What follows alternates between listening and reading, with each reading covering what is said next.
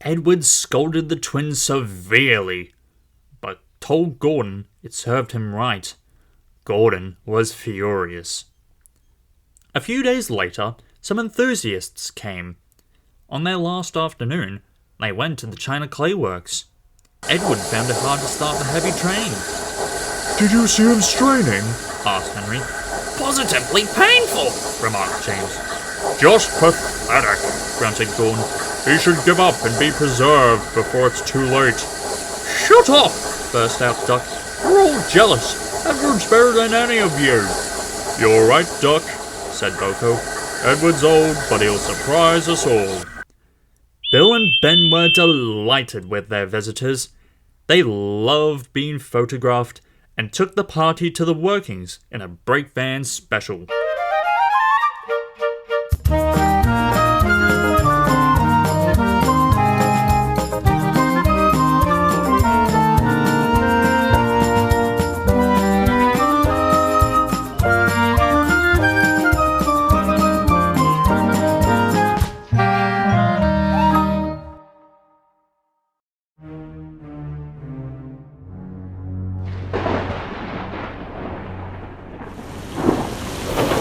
On the way home, however, the weather changed. Wind and rain buffeted Edward. His sanding gear failed, his wheels slipped, and his fireman rode in front, dropping sand on the rails by hand. "Come on! Come on! Come on!" panted Edward breathlessly. "This is dreadful!" But there was worse to come. Before his driver could check them, his wheels slipped fiercely again and again. With a shrieking crack!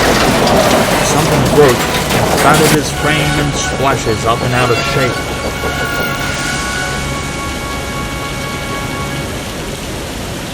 The passengers gathered round while the crew inspected the damage. Repairs took some time. "One of your crank pins broke, Edward," said his driver at last. "We've taken your side rods off. Now you're single, like an old-fashioned engine. Can you get these people home? We must start back tonight." "I'll try, sir," promised Edward. So, they backed down to where the line was more nearly level. Edward puffed and pulled his hardest, but his wheels just kept slipping, and he just could not start the heavy train. The passengers were getting anxious. Driver, fireman and guard went along the train, making adjustments between the coaches. "We've loosened the couplings, Edward," they said. "Now you can pick your coaches up one by one, just as you do at trucks." "That will be much easier," said Edward gratefully. So, with the fireman standing carefully in front, the driver gently opened the regulator. "Come on," puffed Edward. He moved cautiously forward, ready to take the strain as his tender coupling tightened against the weight of the first coach. First coach moving helped to start the second helped the third, and so on down the train. "I've done it! I've done it!" puffed Edward, his wheels spinning with excitement. "Steady, boy!" warned his driver, skillfully checking the wheel slip. "Well done, boy! You've got him! You've got him!" He listened happily to Edward's steady beat as he forged slowly but surely up the hill. Passengers were thrilled. Most had their heads out the windows. They waved and shouted, cheering Edward on.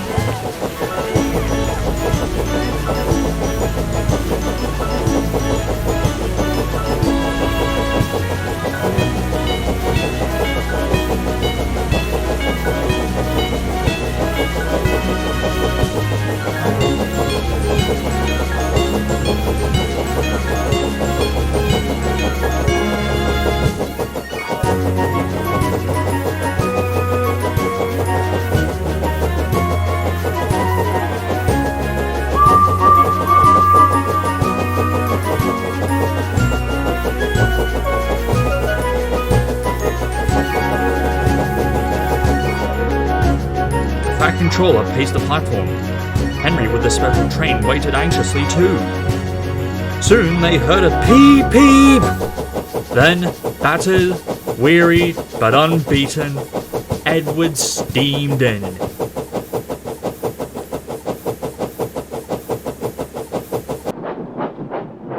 The fat controller stepped angrily forward. He pointed to the clock, but excited passengers swept him aside. They cheered Edward, his driver and fireman to the echo, before rushing off to get in Henry's train. Henry steamed away to another storm of cheers, but not before everyone knew Edward's story. Edward went thankfully to the shed, while Duck and Boko saw to it that he was left in peace. Gordon and James remained respectfully silent. The fat controller asked Boko to look after Edward's branch line while he was being mended. Boko was pleased. He worked well, and now they run it together. Bill and Ben still tease him, but Boko doesn't mind. He lives at Edward's station, but is welcome anywhere, for he is now one of the family.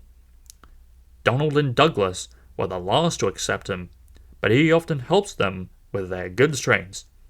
And the other day, they were heard to remark, "For a diesel, yon Boko's nie such a bad sort of engine." That, from the Caledonian twins, is high praise indeed.